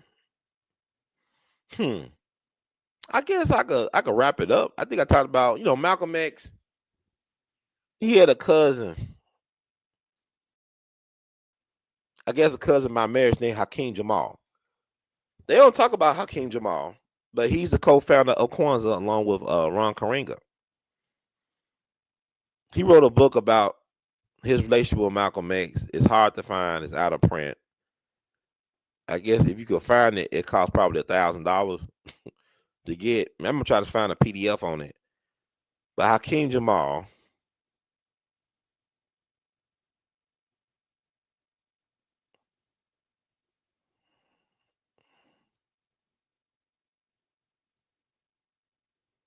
look about Hakeem Jamal. He's interesting. He got killed up in Boston back on May 1st, 1973. He wrote a book called From the Dead Level, Malcolm X and Me. That's out of print. If you can find that book, it's a rare book. It's worth a lot of money. Malcolm X was interesting. He was a lot of things to a lot of people, different things. I never get tired of talking about Malcolm or studying Malcolm so much to glean from that. I was blessed to be able to meet people that work with Malcolm, even some of his relatives. Some of them listen to my show, including interviewing his nephew, Rodnell Collins. Hollywood did something interesting. It's like Bobby D. Gregory dropped some knowledge on how they did Malcolm. They demeaned Malcolm. Hollywood did. Spike Lee movie, when they showed Malcolm X putting his head in that toilet, it was a way to try to demean him, emasculate him. And when Dick Gregory talked about it, I didn't even think about it at the time. But Hollywood, when they normally make movies about our people, our heroes or she rules, they try to find a way to demean them, to make them look smaller than what they were, to make them to slight them, and for this to be a everlasting memory in the public consciousness. Like that movie Malcolm X, it was good, but it was problematic. I like what Ozzie Davis said in a documentary. He said, I hope on one day that Spike Lee could do another version of Malcolm X. Like, yeah, that's an interesting version of Malcolm, but you could do another version of Malcolm once you get some more experience on this different look on his legacy. And I think that's very important because that movie has misled, bamboozled some people. It's like the character Minister Baines, he didn't exist. So when people, I remember when back in the day, I read the autobiography of Malcolm X. It came out when I was about 12 years old. Had the X head. I try to wear my glasses, try to look like Malcolm X. It was interesting. But, they made up the character Minister Baines. And then the fact that it was Malcolm's family, like Ella and people like that, they got him into the Nation of Islam to begin with. It was no Minister Baines. But he had an inmate that helped get him on the debate team. He was an interesting guy. I'm trying to look up his name. Malcolm X. Let's type in anyway. Bimby. This guy named Bimby.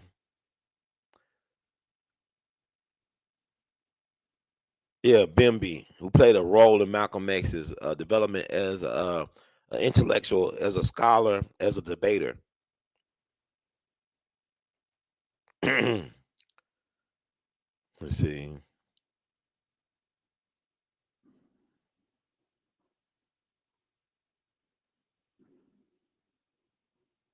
Hmm.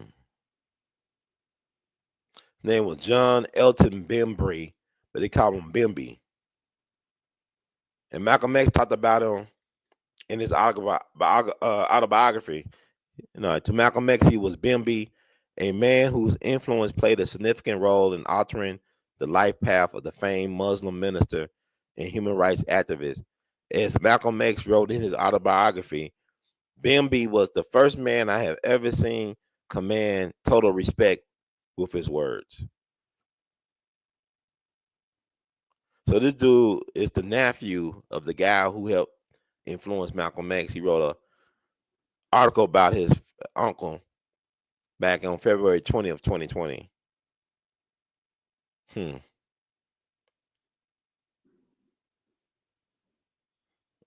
They said they described him to the officials in Massachusetts Department of Corrections. He was prisoner number 22138, a tall, slender, light mulatto whose personality was described by his prison caseworker as intelligent, studious, influential among other colored inmates. Hmm. To society, he was a career criminal, a man with a lengthy arrest record that extended coast to coast. Some charges were legit, breaking and entering, others loitering, vagrancy, likely the result of him simply being a black man in America. But that's the guy. Why not have that guy instead of a so-called Minister Baines? Have the Bimby character, who was an actual real guy that Malcolm knew that helped him to become a better student and scholar and debater. Because he was on the debate team. See, they make up stuff in Hollywood, but they could tell the truth about black people. To tell the truth about our experience and stories is unbelievable. It's unbelievable. Because to tell the truth about us, we are extraordinary people. We the chosen. Black American natives are the chosen. That's what it sounds like to me. Bands make you dance. Look at our dance. We got some unique people. So I'm about to wrap this up. I think I talked enough about, but yeah, but people talking about the families of these people they patriarchs were taken away from the family at early ages. And so the kids are going to be messed up. They don't know who to trust. Just like with the King thing, the King family, people tell me why they want to look at the records about they dead and let it out. Okay, yeah, but they've been through a lot of trauma because you got to understand that the government was watching the King family before Dr. King was born. There was an article that came out years ago. Three generations of Dr. King's family was watched by the federal government, and this happened before he was born.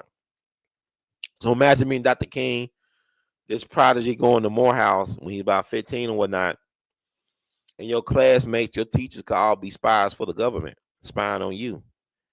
And I know a lot of people are very critical of Dr. King these days. I believe he meant well. He didn't have all the answers. He didn't have all the answers. I think he meant well. And he was trying to do right by the people at the end and shot him in the face. So I'm not gonna be too hard on Dr. King because I said we all slaves. If we're paying taxes, if we're paying rent, we're buying groceries, we eating at McDonald's, we paying for insurance, we are slaves. None of us are free. None of us.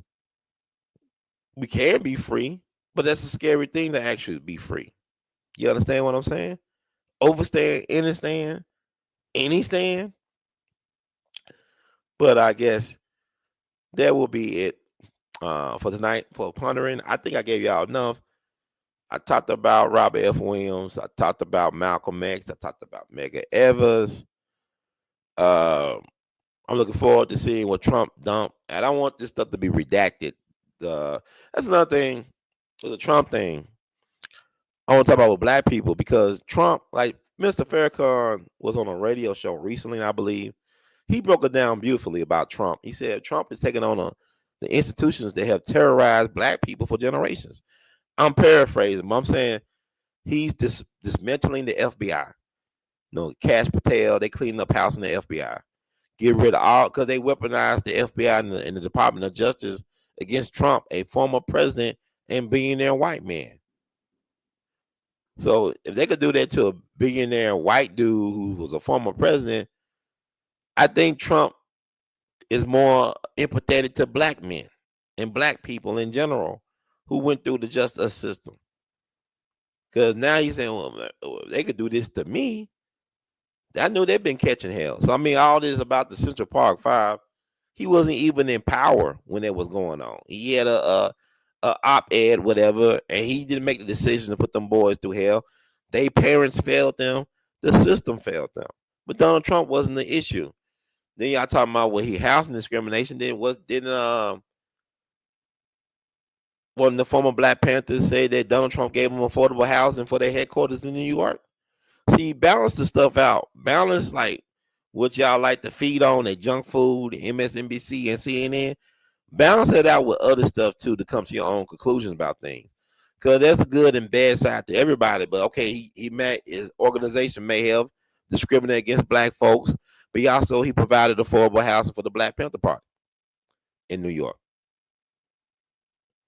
So the thing about it is,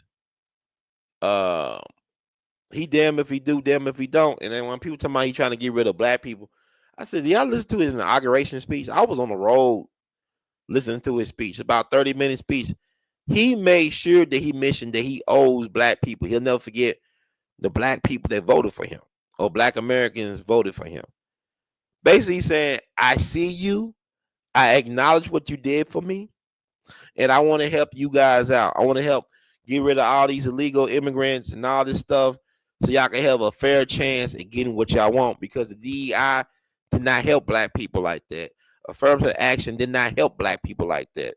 It helped everybody. It helped white women, especially, more than anybody.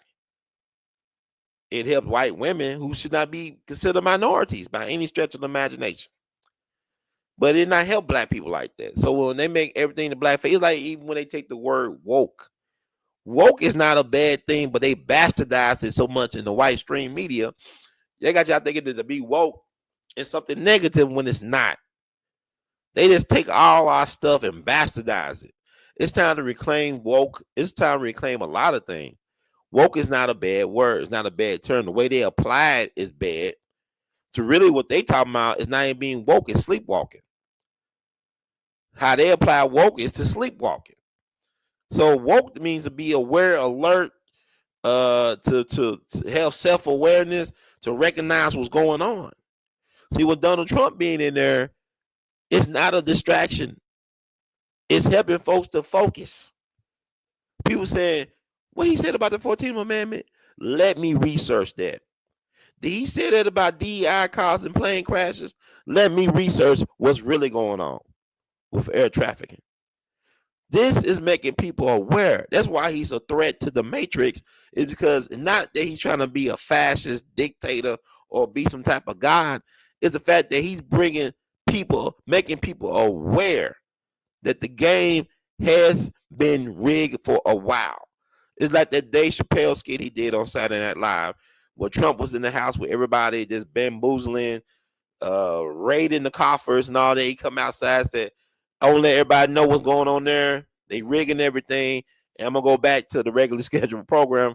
But at least I was a friend and let y'all know they was rigging and taking and just looting everything. And my thing is, a lot of us can't handle the truth. We get all in our emotions about stuff. Y'all worry about the wrong stuff that's not even important. Y'all make it the prime thing. Get woke again, folk. Get woke, folk. He is not our problem. Our problem is that we don't have leadership that we could trust to do right by us. We don't have leadership that advocate for us like Israel does. They have APAC. NACP ain't worried about us. They getting money from Wells Fargo to do their image awards. The same Wells Fargo that foreclosed on all these black folks' home over the bullshit loans. So we don't have no friend if the person staring back at you from the mirror ain't your friend and doesn't love you. We have no friends. So what we got to do is stop with the crap. See, y'all not gonna defeat me. What we ain't gonna do, you ain't gonna shut me down. Nah, this is the time I speak up and speak out and speak truth to the power. Oh yeah, you right on time. You always do the rerun, man. I got the rerun. You can always do the rerun back. We just about to wrap it up, but thank you for tuning out to tune in to get in where you fit in. But what I'm saying is that enough of this mess. I'm tired of these old folks. It's like these tired people. The protests did not get the job. The movement, the marches and stuff did not work. Y'all want to live the 60s. We need to be thinking about what they were doing, how they were getting set off in the 30s. Then I talk about Kwame Ture. He said, we were burning stuff down. They would got legislation passed. Them burning stuff down like the L.A. fires. It was no getting no permit in City Hall. I'm gonna get a permit in City Hall to protest what they doing. If you protesting, it's not business as usual. You don't get no permit. That's not a protest. That's a parade. That's a rally. That's a rally. That's a parade. It's not a protest. Protest mean we gonna tear some stuff up, tear the club up, law be down. It's like gun laws only work for law-abiding citizens. It doesn't work for the criminals. It doesn't work for the cartels. But what Trump doing? I declare war on the cartels. I declare war. What you doing? I'm securing the borders. What you doing? You getting people out of here. They didn't come here like they should have. What he did? Birthright, 14th Amendment was for black people. He's acknowledging that black people exist. That's why y'all hate him, that he acknowledged that black people exist. Black Americans exist. That he acknowledged that black Americans deserve to have something. Trump ain't no dummy. The thing about it, look what's happening. Cash Patel. They trying to clip the FBI. Tulsi Gabbard. They're trying to do better with our intelligence. RFK. Trying to make us, we've never been healthy, but, make us healthier again. Trying to clean up the FDA and all that stuff. Donald Trump, the thing about it is, Donald Trump has an army. He is smart because you're talking about somebody gonna do something to him. He got about 1,600 people that's in his army. He got a standing army. I talked to military folk. A lot of them rock with Trump. A lot of them down with Trump. He got people, so it's not gonna be a cakewalk to get him. And the thing about it is, Trump was sent by God to do this. It's not a punishment to me. It's a wake-up call. It's time for us to get in where we fit in and to do what we got to do. Because don't tell me you want a Malcolm X and Medgar Evers and Robert F. Williams when you aborting all the babies. You see, the ancestors be trying to come back. The ancestors, they've been trying to come back. We keep on killing them off. Then you say, why are we catching this hell? Because we deserve to catch hell. Because we abort our legacies. We abort the people that's trying to make their way back to their people. Don't tell me about where it's Ida B. Wells when you won't let her live in the womb to come back. Don't tell me about no Malcolm X and all that. And another thing, the Negro Project with Margaret Sanger. Not our black leadership did business with them or connected with them. Malcolm X was interviewed by the Planned Parenthood people. He told them, they asked him how to market to the black community. Dr. King got the Margaret Sanger Award back in '66, I believe. I believe his wife Coretta accepted it on his behalf. You got the Negro Project. They connected with Dr. Mary McLeod Bethune. A lot of our so-called leading lights. My thing about eugenics is interesting is that it's a recent phenomenon that was not invented by Nazi America, but by America. You had states that were sterilizing black people and poor people and so-called feeble-minded people without their consent. This is not Nazi Germany. This is America. What do you think Germany learned how to do what they do? They learned it from America. So what I'm saying is, okay, what are you saying, bro?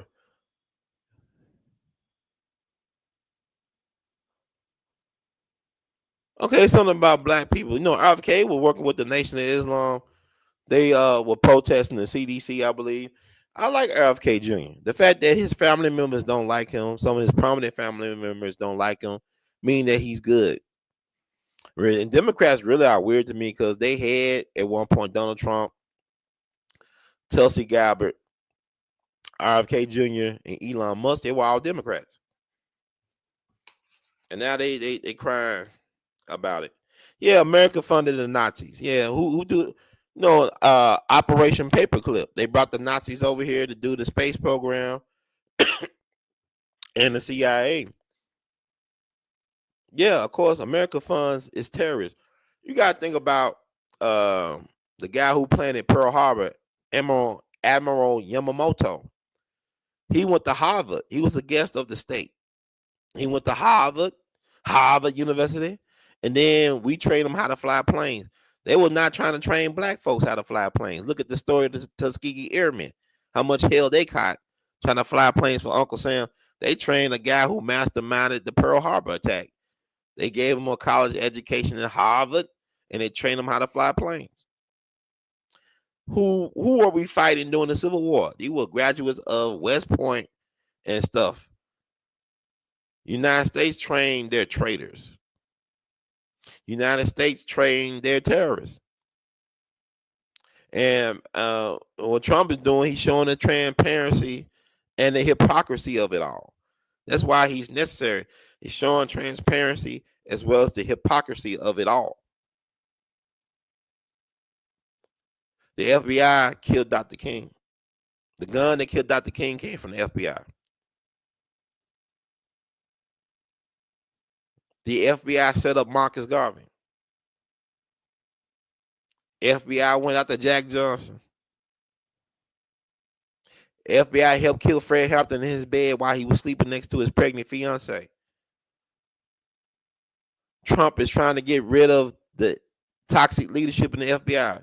He don't like black people. He get rid of the people in charge of institutions that have terrorized black people for generations. He don't like black folk. He trying to get rid of income tax.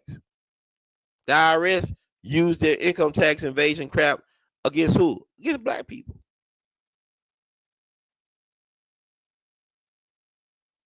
They couldn't get Al Capone for murder in the courts, but they got him for income tax evasion.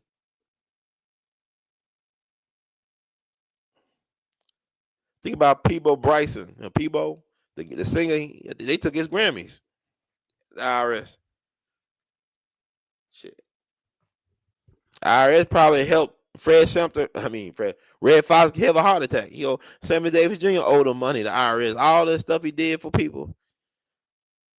Joe Louis was destroyed by the IRS.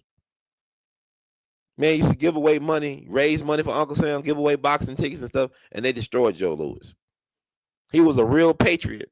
I think I read a story where Joe Louis paid back the relief he got, I guess the welfare he got from the government. He paid it back, was fighting for Uncle Sam. He helped get Jackie Robinson to officer school during World War II. He helped put in a good word for Jackie Robinson. They were real close. But Joe Louis was a patriot that was destroyed by this evil system. They destroyed Joe Louis. The feds are so ruthless, they destroyed Joe Louis. But Nas said feds so ruthless, they destroyed Joe Louis. Feds so ruthless, they destroyed Joe Louis. And you wonder why Muhammad Ali didn't want to fight for Uncle Sam? Even though he wasn't fighting on the front lines, he didn't want no part of it. Look what it did to Joe Louis. Look what the government did to the great Paul Robeson. Donald Trump doing God work. But anyway,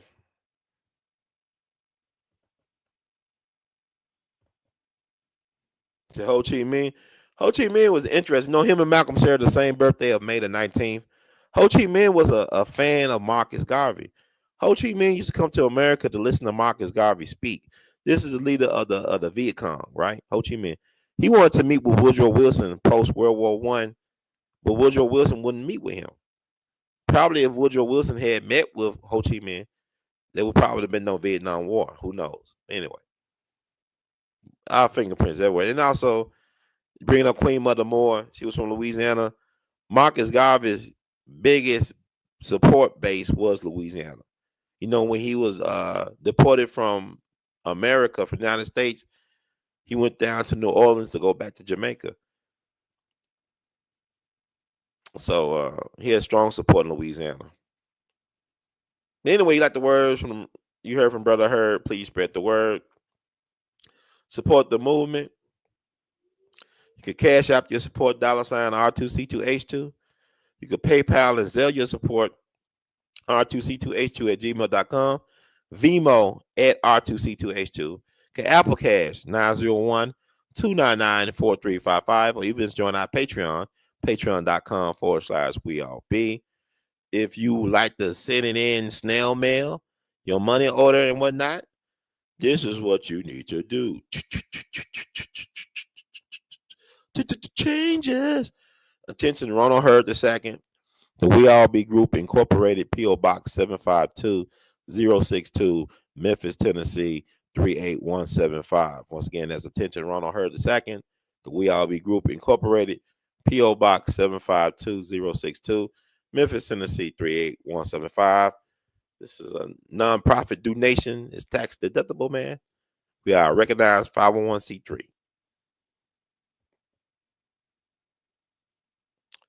Also, subscribe to our backup channel, rumble.com, we all be TV.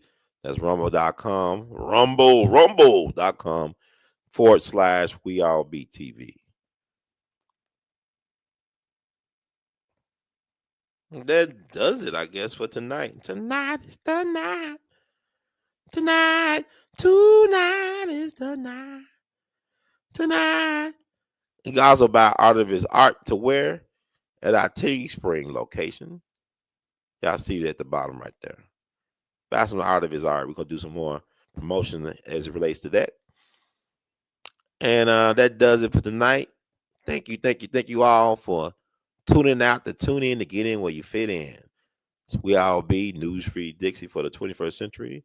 We all be News Free Dixie for the 21st century. One love. Can you dig it? Yes, you can. Yes, you can.